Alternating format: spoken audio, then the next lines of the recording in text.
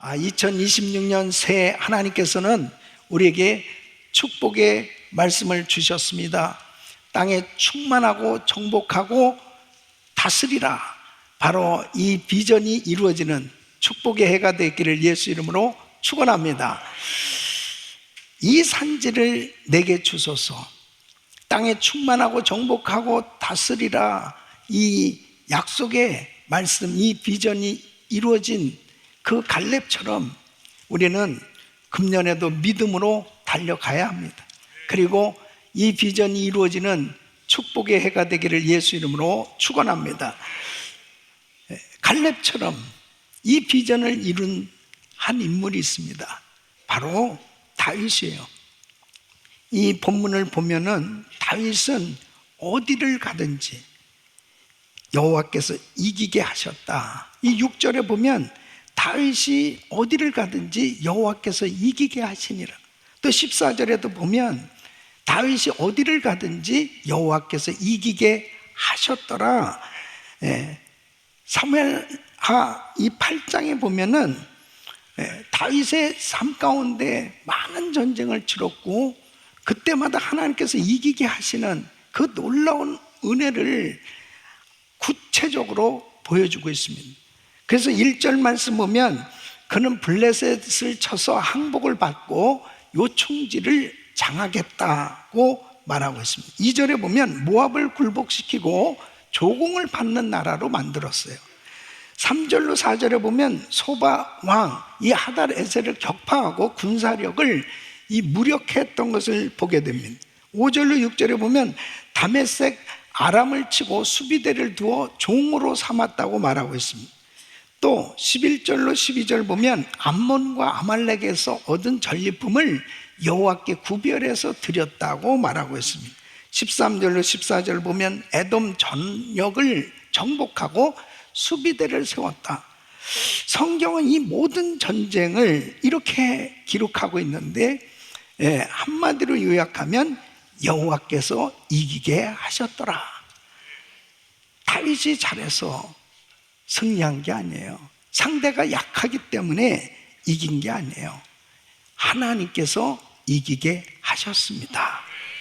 이 적들은 결코 만만치 않은 그런 군대를 가지고 있었습니다. 무기도 모든 군사 전략도 경험도 이스라엘보다 훨씬 풍부했습니다. 그런데 참으로 놀라운 것은 다윗이 가기만 하면 그들은 무너졌고 결국 이스라엘이 이겼던 것을 보게 됩니다. 하나님께서 이기게 하시니까 다윗은 가는 곳마다 하나님께서 주신 그 은혜로 승리했던 것을 보게 됩니다. 사랑하는 성도 여러분, 금년 한 해도 모든 만사가 주님의 손에 달려있다면 우리 주님께서 승리하게 해주셔야 금년 한 해도 하나님의 영광을 드러내는 승리의 삶이 될 수 있는 줄로 믿습니다. 전천후 승리의 비결이 무엇일까? 다윗이 이렇게 축복을 받게 된 그 이유가 있을 거 아니에요. 왜 하나님께서 다윗이 가서 싸우는 곳곳마다 이기게 하셨을까? 그 이유는 다윗은 하나님을 유별나게 사랑했던 사람입니다.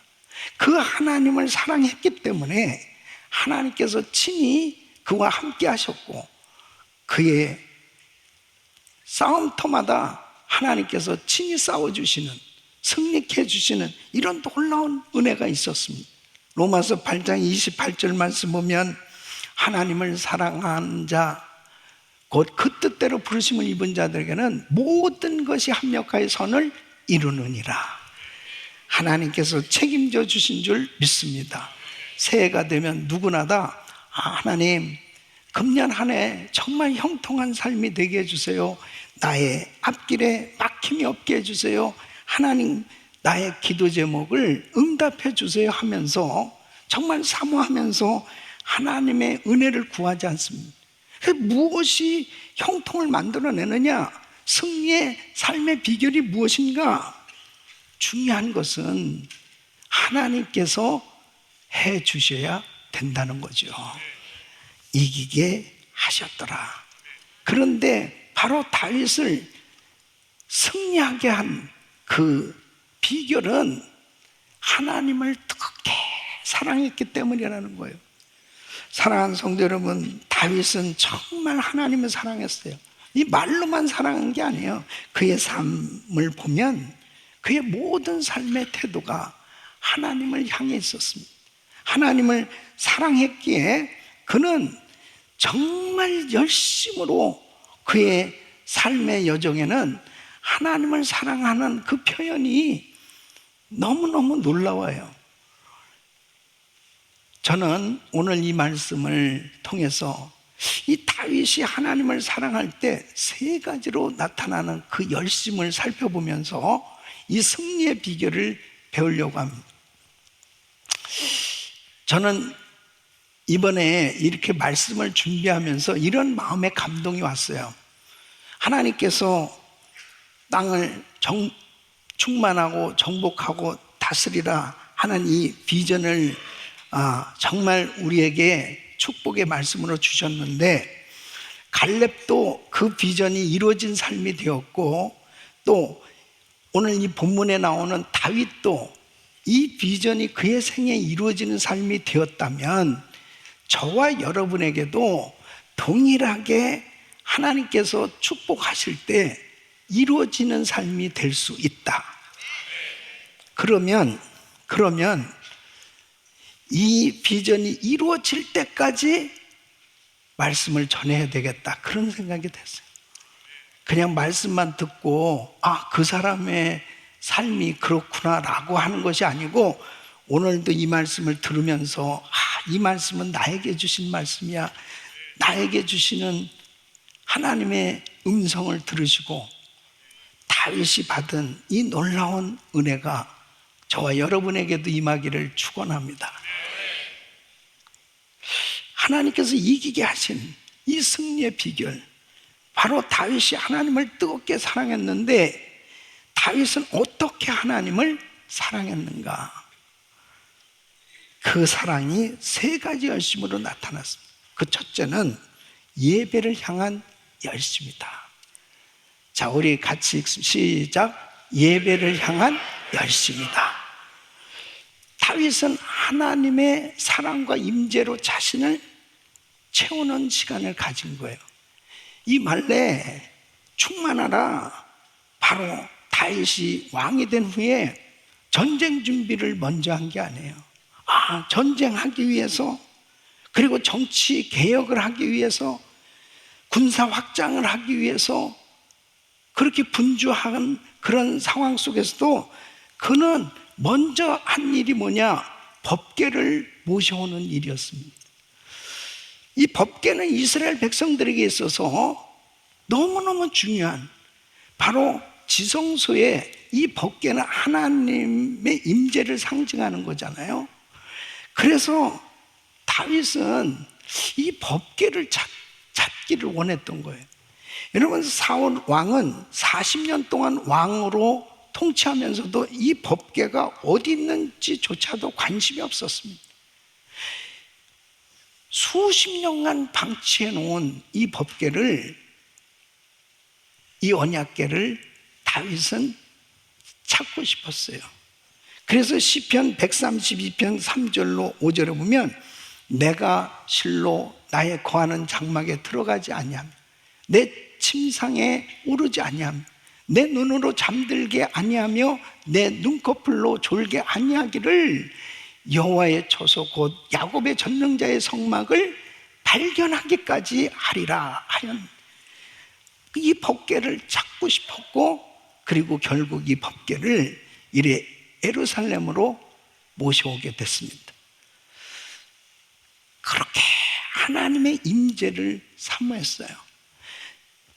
다윗은 정복 이전에, 다스림 이전에 충만을 선택한 겁니다. 바로 하나님의 임재로 충만해지기를 원했던 거예요.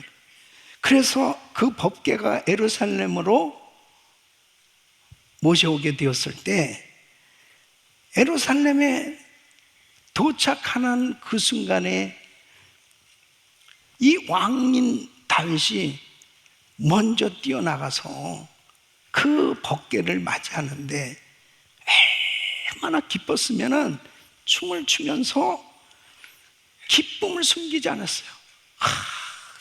저 춤추는 거 봐요. 이 허벅지가 보여질 정도로 그렇게 기뻐가지고 춤을 추는 거예요. 그런데 왕비인 미갈은 나와보지도 않았어요. 창문을 이렇게 보면서 마음으로 판단하는 거예요. 시험에 빠졌어요. 그 뭐라고 그러냐면 사무엘하 6장 20절에 보면 다윗이 너무 기뻐서 이제 자기 가족에게 축복하러 돌아옵니다. 집으로 올 때 사울의 딸 미갈이 나와서 다윗을 맞으며 가로되 이스라엘 왕이 오늘날 어떻게 영화로우신지 방탕한 자가 염치 없이 자기 몸을 드러내는 것처럼 오늘날 그 신복의 계집종의 눈앞에서 몸을 드러내셨다. 왜 그러세요? 아니 왕이 채통도 없이 왜 그런 모습으로 그렇게 하는 거예요? 그러는 거예요. 몹시 불쾌한 그런 표정이었습니다. 다윗은 그 말을 듣고 이렇게 말합니다. 사무엘하 6장 21절로 22절 보면 다윗이 미갈에게 이르되 이는 여호와 앞에서 한 것이니라. 저가 내 아비와 그 온 집을 버리시고 나를 택하사 나로 여호와의 백성 이스라엘의 주권자를 삼으셨으니 내가 여호와 앞에서 뛰놀리라. 내가 이보다 더 낮아져서 스스로 천하게 보일지라도 네가 말한 바 계집종에게는 내가 높임을 받으리라. 이제는 나는 하나님 앞에 한 거야. 그렇게 나를 어떻게 본다 하더라도 내가 더 낮아진다 하더라도 나는 기뻐서 하나님 앞에서 뛰놀리라 그랬습니다. 하나님 앞에 그 마음을 드리는 모습을 보게 됩니다. 여러분, 우리 교회는 예배 시간에 이 율동을 하잖아요. 율동하는 거 여러분 하세요. 하나님 앞에 하세요. 하나님 앞에. 그러면 부끄럽지 않습니다. 와, 오늘 우리 최일식 목사님 옆에 계신데 목사님이 율동을 하시는 거야. 목사님이 지금 91세거든요. 기쁘시죠? 이게 다윗의 모습이에요. 다윗의 모습. 사랑하는 성도 여러분, 하나님을 기뻐하면 하나님께서 하나님의 은혜로 충만케 해주신 줄 믿으시기 바랍니다. 주님 앞에 예배할 때 자유해야 돼요. 그 주님을 기뻐하면서 마음껏 찬양할 수 있기를 예수 이름으로 축원합니다. 다윗은 법궤를 왕궁 옆에 모셨어요. 그리고 이렇게 성가대를 세웠어요. 그리고 오케스트라도 세우고, 그리고 자신이 쓴 이 시편을 가지고 하나님을 찬양합니다. 즉흥적인 감정이 아니에요. 정말 온전히 그렇게 예배를 드리고 싶었어요. 여러분, 충만은 우연히 생기는 게 아니에요. 하나님 앞에 머무는 시간이 있어야 돼요. 하나님 앞에 예배 드리는 삶을 통해서 하나님께서는 충만함으로 채워주신 줄 믿습니다. 다윗은 이렇게 고백합니다. 시편 27편 4절에 내가 여호와께 청하였던 한 가지 곧 그것을 구하리니 곧 나로 내 생전에 여호와의 집에 거하여 여호와의 아름다움을 앙망하며 그 전에서 사모하게 하실 것이라. 여러분, 성경학자들은 이 시편 27편의 배경을 두 가지로 이야기해요. 사울 왕에게 쫓겨 다닐 때 지은 시다.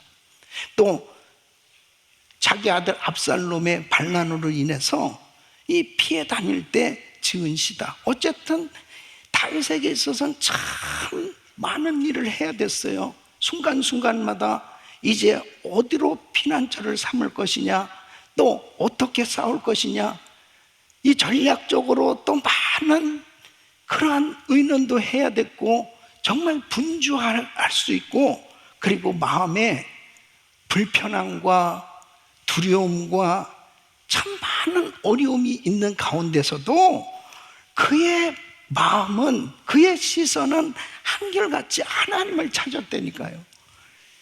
내가 여호와께 청하였던 한 가지를, 곧 그것을 구하리. 곧 나로 내 생전에 여호와의 집에 거하여 하나님 예배하고 싶습니다.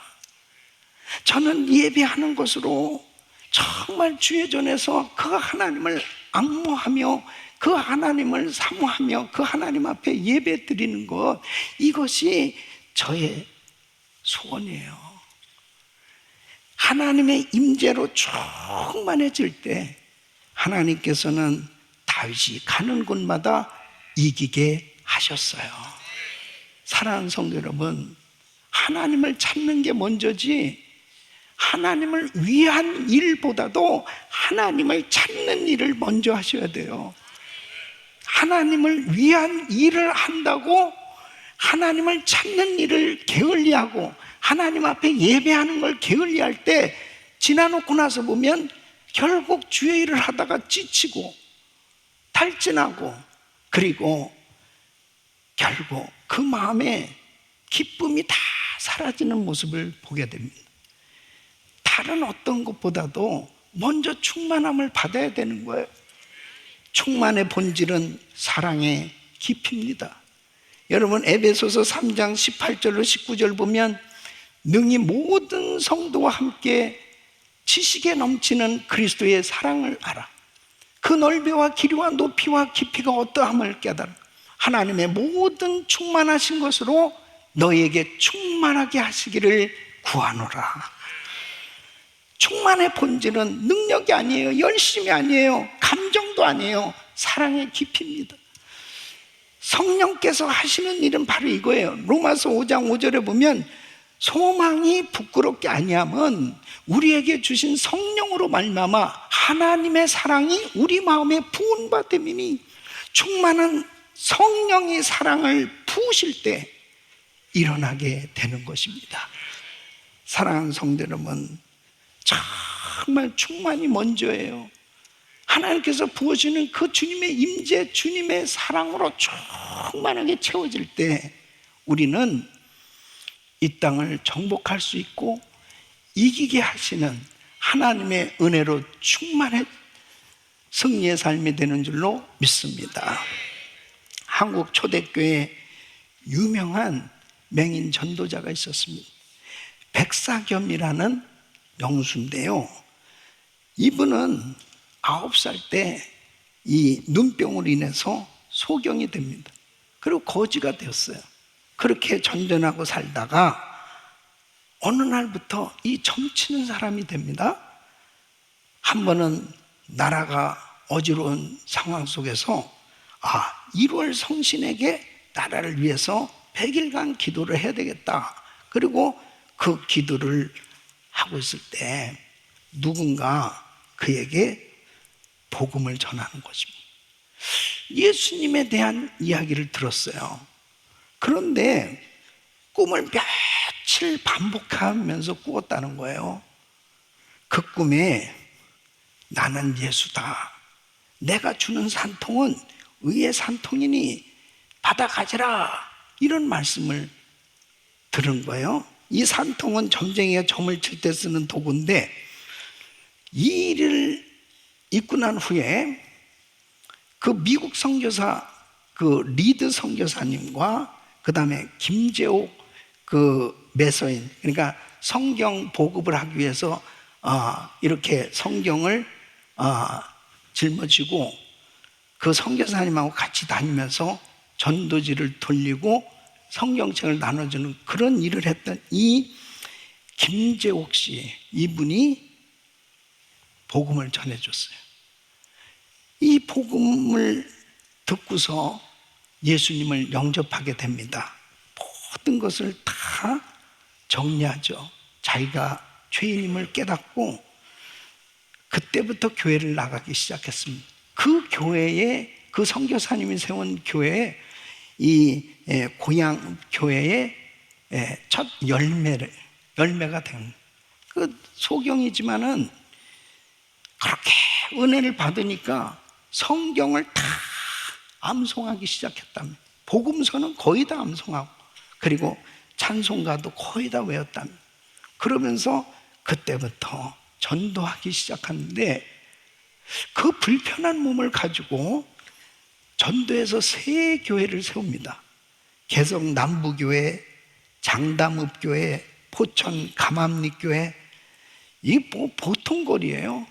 근데 그 먼 거리까지 가서, 지금으로 보면 선교한 거죠.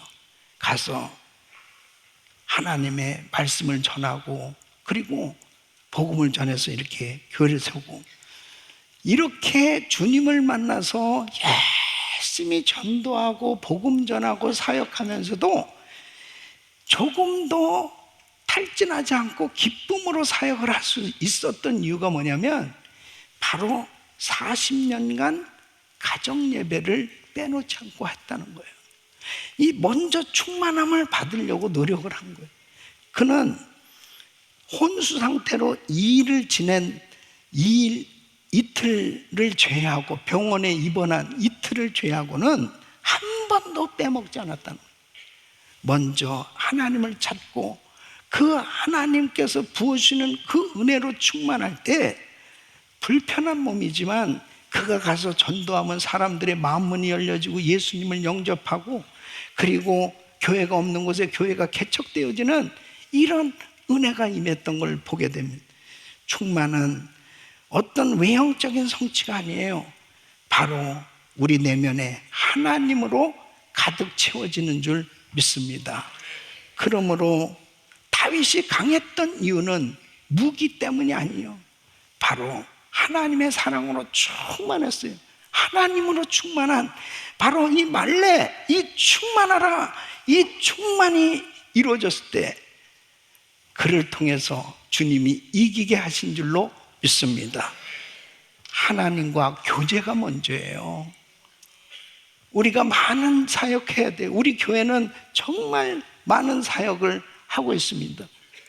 그런 주의를, 하나님이 기뻐하시는 이 많은 사역들을 금년에도 정말 기쁨으로 감당하려면 사역보다 먼저 하나님을 찾는 일에 힘쓰시기 바랍니다. 먼저 충만해지시길 예수 이름으로 축원합니다. 예배에 충만하시기를 축원합니다. 우리가 먼저 해야 될 것은 예배예요. 하나님을 만나는 그 시간, 하나님이 부어주시는 이 충만함을 받게 되었을 때 하나님께서 이기게 하시는 이 은혜로 금년에도 승리하게 될 줄로 믿습니다. 두 번째는 하나님의 이름을 향한 열심입니다. 시작. 하나님의 이름을 향한 열심이다. 하나님의 이름을 위해서 싸웠어요. 가바시의 정신으로 그는 전쟁에 나간 겁니다. 가장 대표적인 것이 뭐예요? 바로 이스라엘과 블레셋과의 전쟁이 벌어졌을 때 이 블레셋의 장군 골리앗이 하나님을 모욕하고, 그리고 이스라엘 군대를 향해서 조롱하는 그런 소리를 해도 이스라엘은 다 벌벌 떨고 있었습니다. 왕부터 장군들, 군인들 누구 하나도 그 앞에 나서는 사람이 없었어요. 근데 어린 다윗이 나서는 겁니다. 그가 본 거는 뭐예요? 하나님의 이름이 짓밟히고 있었다는 거죠. 그것을 견딜 수가 없었습니다. 하나님의 이름을 위해서 싸우기를 원했던 겁니다. 사무엘상 17장 26절 보면 다윗이 곁에 섰는 사람들에게 말하여 가로되 이 블레셋 사람을 죽여 이스라엘의 치욕을 제하는 사람에게는 어떤 대우를 하겠느냐? 이 할례 없는 블레셋 사람이 누구간데 사시는 하나님의 군대를 모욕하겠느냐? 다윗이 분노한 것은 인간적으로 분노한 게 아니에요. 그냥 인정받고 싶어서 내가 나가겠습니다, 그렇게 뛰쳐 전쟁터로 골리앗 앞으로 나간 게 아니에요. 하나님의 이름이 모욕을 당하는 것을 견딜 수 없었습니다. 하나님의 이름을 위해서 싸웠어요. 사무엘상 17장 45절에 보면 다윗이 블레셋 사람에게 이르되 너는 칼과 창과 단창으로 내게 오거니와 나는 만군의 여호와의 이름 곧 내가 모욕하는 이스라엘 군대의 하나님의 이름으로 내게 가노라. 무기를 들고 나간 게 아니고 하나님의 이름을 들고 나간 줄 믿습니다. 하나님의 이름을 위해서 싸운 거예요. 이 가바시의 정신으로 정복하라.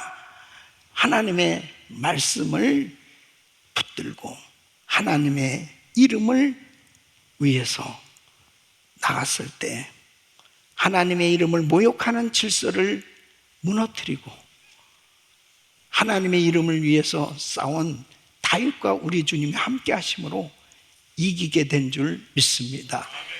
싸움의 기준은 분명한 거예요. 자기 영광을 위해서 싸운 게 아니에요. 하나님의 영광을 위하여, 하나님의 이름을 위해서, 하나님의 이름을 높여드리려고 그랬습니다. 자기는 약해요. 자기는 부족해요. 자기는 할 수 없어요. 자기 스스로는 이길 수 없어요. 그러나 하나님을 모욕하고 있고 하나님의 이름을 모욕하는 저 대적에게 대해서는 하나님, 이 싸움은 내 인생의 문제가 아니고 하나님의 문제, 하나님의 이름을 더럽히는 저 대적을 나는 싸워야 됩니다. 주님의 이름을 위해서 싸워야 됩니다. 나는 약하지만 주님의 이름을 위해서 싸울 때 하나님이 대신 싸워주시는 역사가 일어난 거죠. 금년에도 마찬가지예요. 이 세상이 녹록지 않습니다. 구체적으로 우리의 삶의 환경은 그렇게 쉽지 않아요. 그런데 중요한 사실은 나는 약하고 나는 부족하고 연약하다 하더라도 하나님께서 친히 함께 해주시고 하나님이 친히 싸워주시면 우리의 삶의 영역을 정복하는 하나님의 이름을 높여드리는 위대한 간증들이 있게 될 줄 믿습니다. 하나님의 이름을 귀히 여기면 하나님은 그 사람을 귀히 여겨주시는 거예요. 하나님의 명예를 지키려고 하면 하나님은 그 인생을 지켜주신다니까요. 하나님의 이름이 존귀함을 받을 수 있는 그런 삶이 되시기를 예수 이름으로 축원합니다. 에릭 리델이라는 사람이 있습니다. 1924년 이 파리 올림픽 때 영국의 100m 금메달 유망주였습니다. 영국 백성들은 와, 이 에릭에 정말 기대감이 컸습니다. 그런데 이 에릭 리델은 이 장로교 신자로 아주 신앙이 좋은 사람이었습니다. 이제 결승전에 가야 되는데 주일날이란 결승전이 주일날이었습니다. 그러니까 이 신앙이 좋은 이 에릭에게 있어서는 주일은 주님의 날인 안식일인데 이것은 도무지 자기 마음으로 이거 너무 힘든 거예요. 그래서 결국 경기에 나가지 않게 된 그 순간부터 영웅이 아니고 완전히 비난의 대상이 되고 여론은 조국의 배신자로 그렇게 불리게 됩니다. 사람들에게 그의 신앙이 조롱당하게 되고 온통 어려움을 겪게 되는데 그 가운데서 흔들림이 없는 거예요. 자기는 떳떳한 거예요. 사람의 평가보다 하나님의 이름이 모욕당하지 않기를 더 중요하게 생각하면서 기도하는 가운데 평일날 400m 이 경기가 있는 거예요. 거기 출전을 하게 됩니다.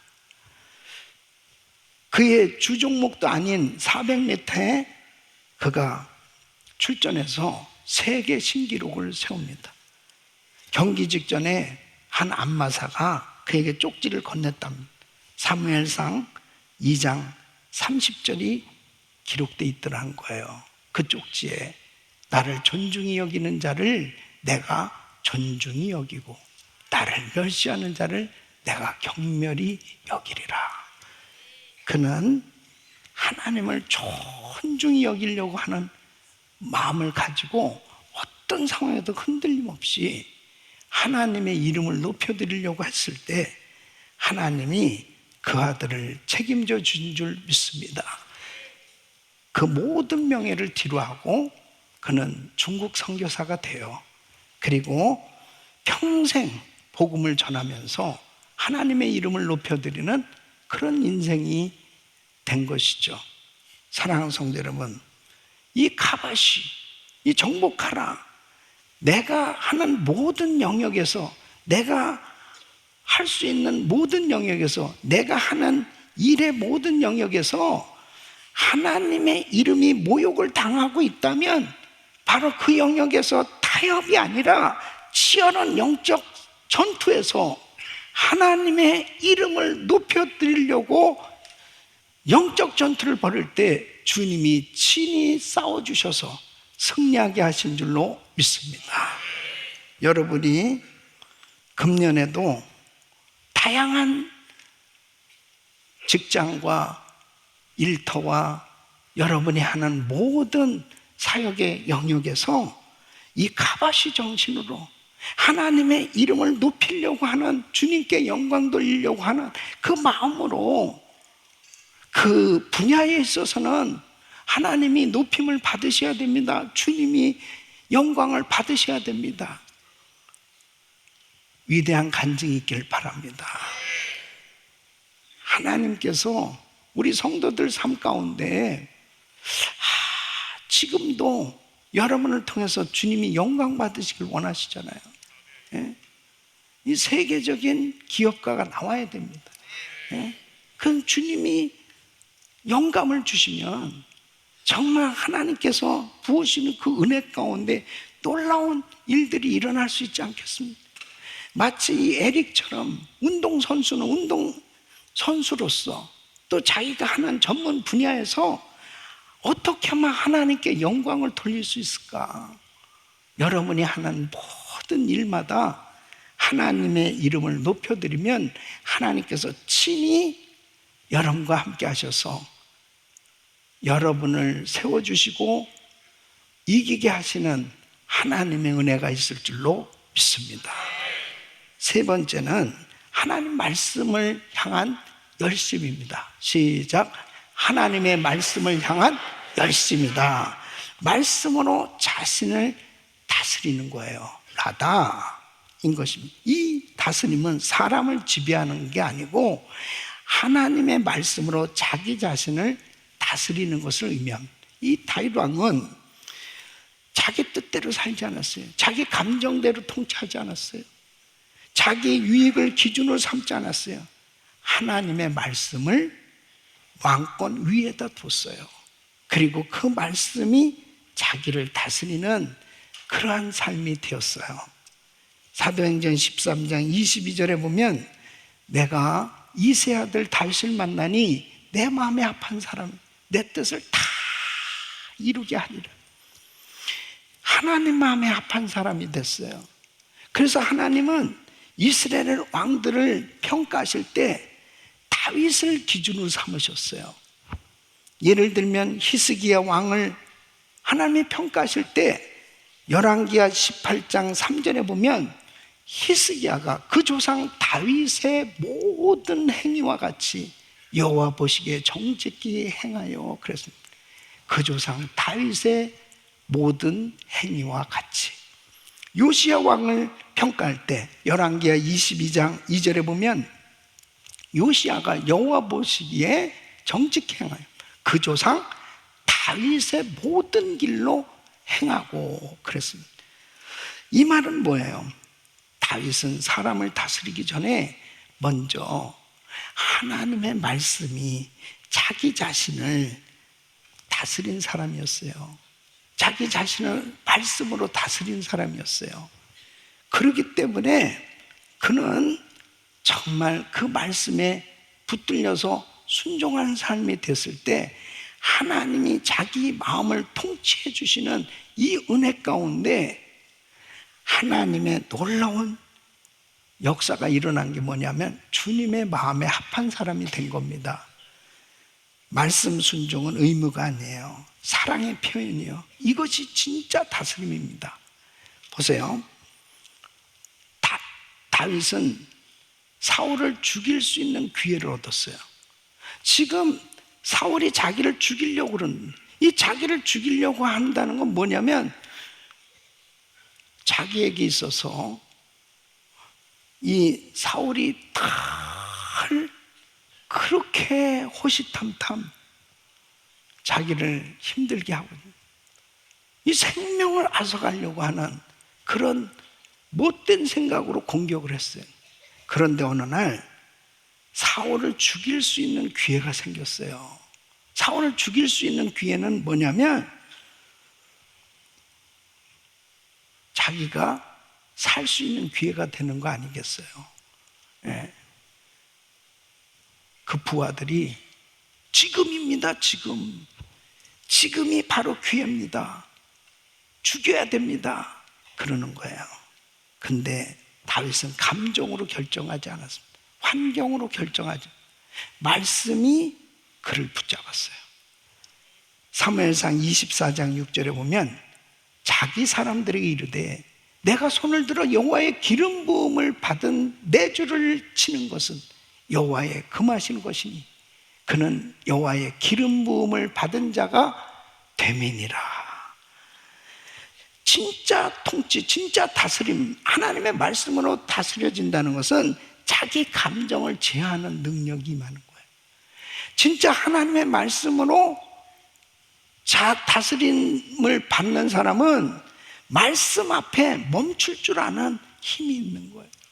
그러니까 자기 생각에는 자기 생각으로 얼마든지 이 사울을 정말 죽일 수 있는 이런 생각이 막 얼마나 많겠어요. 왜냐하면 자신이 잘못한 것도 없는데 자기를 그렇게 죽이려고 그러는. 그런데 다윗은 말씀을 붙드는 겁니다. 그리고 사울을 살려줘요. 결국 어떻게 됩니까? 하나님이 책임져 주신 줄 믿습니다. 다윗이 받은 축복들은 우연이 아니에요. 하나님의 말씀을 사랑했고 하나님의 말씀을 존중했고 하나님의 말씀을 순종했기에 하나님께서 그에게 놀라운 축복을 약속하신 걸 보게 됩니다. 다윗이 주님을 사랑해서 성전 건축을 하고 싶었어요. 그러나 하나님이 그걸 허락하지 않았지만 그 중심을 보셨어요. 그리고 그 말씀대로 그렇게 살려고 몸부림치는 이 다윗을 하나님께서 축복하셨는데 사무엘하 7장 9절에 보면 내 이름을 존귀케 하리라. 11절에 보면 모든 대적에게서 벗어나 평안케 하리라. 12절로 13절에 보면 그 나라를 영원히 견고케 하리라. 이 모든 복들은 뭐예요? 말씀이 자신을 다스린 삶의 결과였어요. 사랑하는 성도 여러분, 말씀대로 사는 것이 그게 바보가 아니에요. 말씀대로 사는 것이 때로는 너무 힘들 때 있죠. 어려울 때 있죠. 그러나 말씀에 붙들려 말씀이 나를 통치하는 삶이 된 것이 결국은 축복인 줄 믿으시기 바랍니다. 진짜 다스림은 말씀 앞에 멈출 줄 아는 힘이에요. 내 감정대로 다 생각하고 내 감정대로 말하고 감정대로 행동한다면 나중에 너무 후회하는 일이 많이 생겨지는 거예요. 결국 주님이 책임져 주셔야 돼요. 주님이 축복해 주셔야 돼요. 주님이 이기게 해 주셔야 돼요. 다윗은 주님이 이기게 해주시는 이 은혜를 받은 것이 말씀이 자기를 다스리는 이런 삶이 되었기 때문입니다. 사랑하는 성도 여러분, 말씀으로 자신을 다스리는 사람은 삶에서 반드시 드러나게 됐어요. 그것은 형제 사랑입니다. 요한일서 4장 12절 보면 어느 때나 하나님을 본 사람이 없을 때 만약 우리가 서로 사랑하면 하나님이 우리 안에 거하시고 그의 사랑이 우리 안에 온전히 이루느니라. 말씀은 추상적이지 않습니다. 너무 구체적이에요. 말씀의 통치는 다 관계를 통해서 드러나는 거예요. 그래서 성경은 계속 반복해서 말씀하십니다. 요한일서 4장 20절 보면 누구든지 하나님을 사랑하노라 하고 그 형제를 미워하면 이는 거짓말하는 자니 보는 바 그 형제를 사랑치 아니하는 자가 보지 못하는 바 하나님을 사랑할 수 없느니라. 여러분, 세상을 사랑하지 아니하고 하나님을 사랑할 수 있기를 바라고요. 하나님을 사랑한다면 형제를 사랑할 수 있기를 바랍니다. 그 말씀이 다스리는 사람만이 그 인생 무너지지 않아요. 견고해요. 그러나 세상을 사랑해 보세요. 말씀이 흐려집니다. 말씀이 흐려지면 감정이 올라오게 돼 있어요. 감정이 자신을 지배하기 시작하면 그 인생은 무너지는 거예요. 감정 따라 결정하고 감정 따라 생각하고 감정 따라 행동해 보세요. 결국 그 인생은 견고한 삶이 될 수 없어요. 하나님이 책임져 주실 수 없어요. 우리는 하나님의 말씀에 붙들려 살아야 됩니다. 그때 하나님이 책임져 주신 줄로 믿습니다. 다윗이 어디를 가든지 승리할 수 있었던 것은 전략이 아니에요. 그가 가진 무기가 아니에요. 하나님을 사랑했기 때문에. 그 사랑이 그의 삶의 전부였어요.